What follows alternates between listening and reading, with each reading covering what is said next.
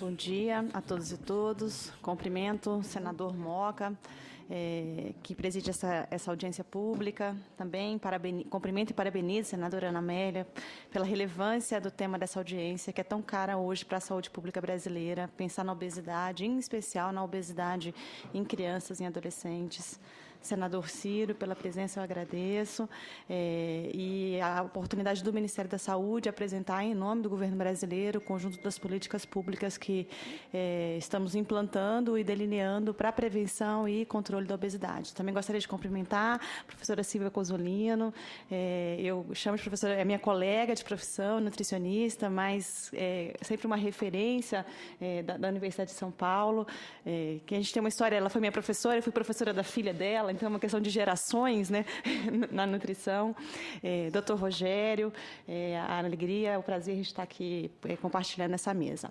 Então, eu vou falar brevemente, é quase um zeppelin, né, mas fica como uma oportunidade aí para o debate das políticas públicas para o enfrentamento da obesidade. Quando a gente fala do enfrentamento, a gente fala da integralidade do cuidado, que necessariamente passa por ações de promoção de modos de vida saudáveis, pela prevenção de comportamentos que levam ao ganho de peso, excessivo ganho de peso, e também pelo cuidado integral, pelo tratamento daqueles indivíduos dentro do contexto do Sistema Único de Saúde brasileiro, do SUS, daqueles casos que demandam já uma intervenção médica, uma intervenção multidisciplinar, um cuidado com diferentes olhares do campo do saber, que desde a medicina, pela nutrição, educador físico, psicólogo, compondo a equipe multiprofissional que é tão necessária para o acompanhamento dos indivíduos que apresentam excesso de peso.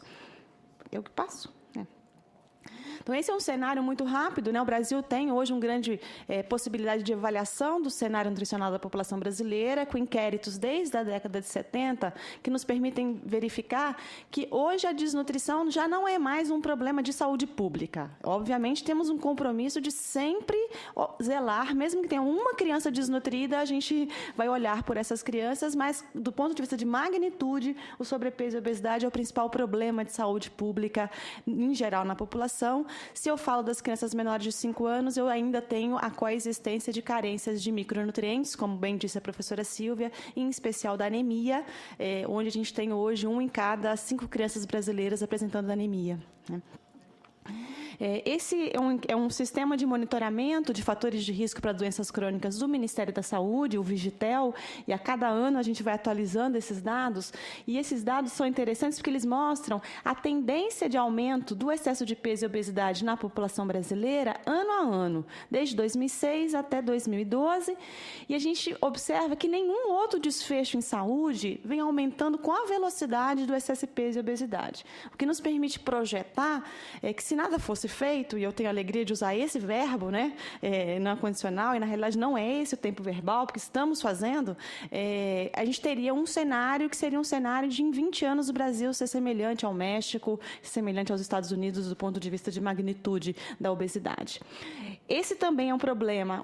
Aqui eu falava de adultos, então eu tenho 1 em cada 2 brasileiros apresentando excesso de peso e por volta de 17% da população adulta brasileira já apresentando obesidade. É um problema também observado entre as crianças e os adolescentes. Então, é uma abordagem de ciclo de vida. Eu não posso dizer que só uma fase da vida eu tenho risco. Eu tenho risco em todas as fases do ciclo da vida. Isso, obviamente, está relacionado com a tendência de consumo alimentar da população brasileira, como bem lembrado pela senadora Ana Amélia. Uma redução do consumo dos nossos alimentos básicos, que são aqueles alimentos tradicionais da culinária brasileira, da cultura brasileira, né? E o aumento do consumo de produtos alimentícios ultraprocessados, o que vai mudando não só a composição química da dieta de nutrientes, mas altera comportamentos. Então, aquele comportamento que nós tínhamos de sentar à mesa com a família, ou no ambiente de trabalho, de consumir uma refeição quente com um colega de trabalho na escola, vai se perdendo pelo fast food, vai se perdendo pela comida rápida. Então, quais são as ações desenvolvidas no Sistema Único de Saúde brasileira para o enfrentamento desse cenário? Então, a gente trabalha primeiro com uma ação de vigilância alimentar e nutricional. A gente tem que ter um estado, uma situação de vigiar no sentido positivo, e vigiar no sentido de conhecer o problema, e o mais próximo possível do local onde as pessoas vivem, trabalham, onde as equipes de saúde acompanham essas famílias. Também ações de promoção da alimentação adequada e saudável, porque, como bem dito pela professora Silvia, é muito mais efetivo prevenir a obesidade do que tratar a obesidade. Então, a gente precisa investir muito em ações de promoção. O cuidado integral daqueles sujeitos que já apresentam excesso de peso e o conjunto de comorbidades associadas ao excesso de peso, hipertensão, diabetes, câncer, né? E também uma agenda de regulação e controle de alimentos na perspectiva de garantia de um ambiente que seja um ambiente promotor da saúde. Sobre a vigilância alimentar e nutricional, a potencialidade é, primeiro, conhecer a situação de saúde da população e verificar a obesidade é um problema, em que faixa etária, como está a prevalência naquele território. Identificar territórios e grupos populacionais sob maior risco, identificar os fatores que estão relacionados e subsidiar o planejamento de ações de promoção da saúde e de prevenção de doenças. Nós temos um Sistema Nacional de Vigilância do Estado Nutricional da População Brasileira, que é o sistema do SUS, que se chama SISVAN. Esse sistema é coletado no dia a dia do acompanhamento de cada usuário do Sistema Único de Saúde na atenção básica, que tem indicadores de peso, estatura, aferidos pelas equipes de saúde e colocado num sistema que vai permitir conhecer essa realidade. A gente tem investido fortemente na implantação desse sistema, com uma melhora substancial da cobertura do SISVAN na população brasileira. Isso é, no geral, 23% da população brasileira usuária do SUS hoje participa desse sistema, e se eu pego faixa etária das crianças menores de 5 anos, isso chega a 50% das crianças já sendo acompanhadas. Sobre promoção da alimentação adequada e saudável, eu gostaria de destacar, primeiro, a necessidade de ter ações que são ações de educação alimentar e nutricional, ou seja, um conjunto de protocolos, diretrizes, guias alimentares que apoiem os profissionais de saúde, a população, a adotarem práticas alimentares saudáveis, e aqui eu destaco, em especial, a potência da estratégia de saúde da família, que está ali no território, de um conjunto das equipes de saúde da família, dos NASFs, de levar essa ação de promoção da alimentação saudável. Saúde da família está praticamente a atenção básica brasileira em todos os municípios brasileiros, com grande investimento do SUS, cada vez mais na consolidação como um modelo preferencial de organização da atenção básica, a porta de entrada no sistema de saúde, a ordenadora do cuidado. Mas, como bem dito também, e lembrado pela senadora Ana Amélia, a primeira iniciativa de prevenção da obesidade é promover o aleitamento materno. Porque o aleitamento materno, ele já tem estudos que mostram que ele protege a saúde da criança e ele previne a obesidade e a imunidade da criança. E que o aleitamento materno ele tem que ser acompanhado de uma alimentação complementar saudável, ou seja, que a criança seja amamentada exclusivamente até o 6º mês e depois de forma complementar até o 2º ano de vida, e que, quando introduzir alimentos na dieta, que sejam alimentos saudáveis, né?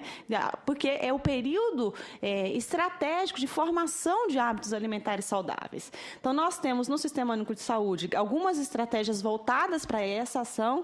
Primeiro, uma rede brasileira de bancos de leites para apoiar as mulheres que não podem amamentar as crianças em risco.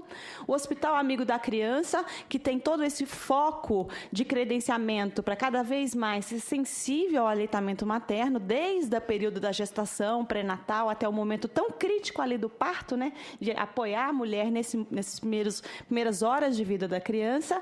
E uma estratégia que se chama Amamenta e Alimenta Brasil, que é de capacitação e formação de tutores na atenção básica. Nós temos mais de 4.000 tutores formados, que são profissionais da atenção básica, capacitados a manter uma agenda nas UBSs, nos postos de saúde, de orientação do aleitamento materno e alimentação complementar. Me dê 2 minutos, senador, por favor.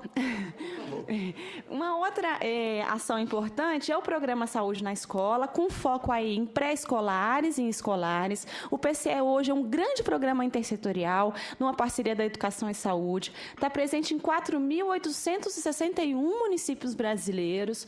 A gente envolve mais de 18 milhões de educandos em 80 mil escolas públicas brasileiras. Temos mais de 30 mil equipes de atenção básica trabalhando numa relação conjunta entre posto de saúde e escola lá no município.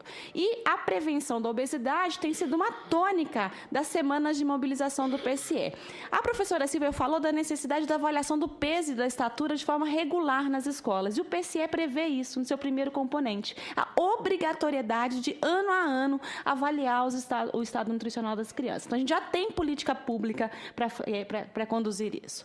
Uma outra ação é porque o SUS é para todo cidadão brasileiro, todos os cidadãos brasileiros, não só aquele usuário do Sistema Único de Saúde, do posto de saúde, mas também para a criança que frequenta escola privada. Então, nós firmamos um acordo com a Federação Nacional das Escolas Particulares de Ensino, a FENEP, para a promoção de cantinas escolares saudáveis, para que as cantinas elas sejam promotoras de uma alimentação saudável, porque o ambiente da escola ele determina muito o padrão de consumo da criança, porque no cotidiano ela vai consumir pelo menos 5 dias na semana, nesse ambiente das escolas.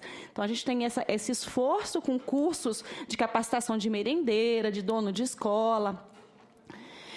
Mas a prevenção da obesidade não passa só pela alimentação, ela também passa pela promoção da atividade física e das práticas corporais saudáveis. Então, a gente tem hoje um grande carro-chefe em política pública para a indução, que é o programa Academia da Saúde, que é a utilização para construção e manutenção de polos da Academia da Saúde nos territórios da atenção básica, que são espaços na comunidade para a prática de atividade física, mas não só aquelas ATIs que ficam soltas na praça, mas são espaços na comunidade onde eu tenho uma equipe de saúde de referência que apoia a comunidade na prática da atividade física e outras ações. Por fim, eu gostaria de falar do cuidado integral. A gente tem hoje um objetivo e uma meta de cada vez mais inserir mais o nutricionista na rede de atenção básica do SUS, entendendo sua potência de qualificação do cuidado. Então, nós estamos ampliando muito o número de nutricionistas que compõem os NASFs, que são os Núcleos de Apoio à Saúde da Família, que apoiam a equipe mínima da saúde da família.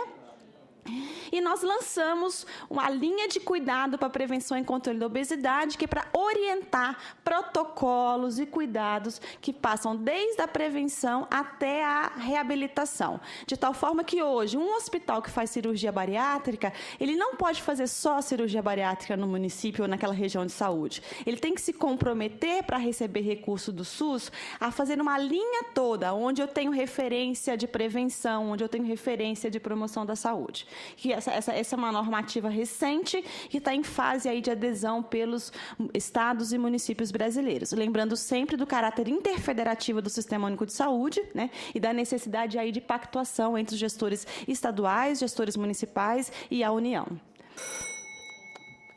Só para a última ação de regulação e controle, eu acho que um debate que a gente tem que sempre ter com essa casa em especial é a necessidade de criar ambientes que são ambientes que favoreçam uma alimentação industrializada cada vez mais protetora da saúde, onde tenha teores reduzidos de nutrientes nocivos, e esse é um exemplo de redução do sódio, de um acordo que nós fizemos com a indústria de alimentos, mas também a necessidade de regular a publicidade de alimentos direcionadas à criança e muito recente, né, a discussão que nós tivemos no CONANDA, que foi em relação à publicidade abusiva direcionada às crianças, que foi aprovada, se não me engano, semana passada, uma resolução do CONANDA sobre proteção da criança em relação à publicidade em geral e que envolve a publicidade de alimentos.